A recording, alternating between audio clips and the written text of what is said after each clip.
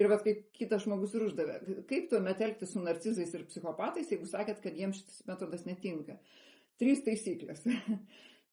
Vienas, kalbėt labai trumpai, tiesiog pasakot, aš nenoriu, kad taip daugiau vyktų. Ir trumpai reiškia neduoti argumentų daugiau, ne kaip aš jaučiuosi, vat viskas atvirkščiai negu nesmurtiniai komunikacijai, nes čia reikėtų pasakyti, va, aš tada jaučiuosi taip, o man tai reiškia tą, jokiais būdais to nedaryti, visiškai atvirkščiai, nes viską narcizas išsivartalios savo ir paskui jums, jeigu sakysit, aš tenais nerimauju, kitą kartą sakysi, va, tu kažkokia psichinė, tau reikia pas psichiatrą, tu matai nerimauju lygioj vietoj, tau traumos trukdo, štai geras, tai jokiais būdais jokių paaiškinimų, vienas dalykas.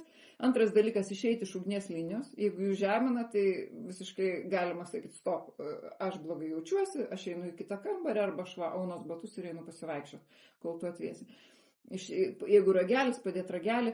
Ir trečias momentas - kalbėti, jeigu jau žinot, kad gali būti negeras pokalbis, kalbėti tik trečiam žmogui esant. Netgi telefonu. Važiuojat namo, skambina ten kokie jums Anyta ar kažkas, tai atsiliepėt, arba neatsiliepėt, perskambinat, nes geriau čia tarpelį pasidaryti. Perskambinat.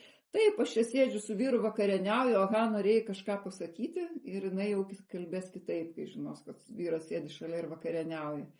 Tai va, tai čia reikia gelbėti save.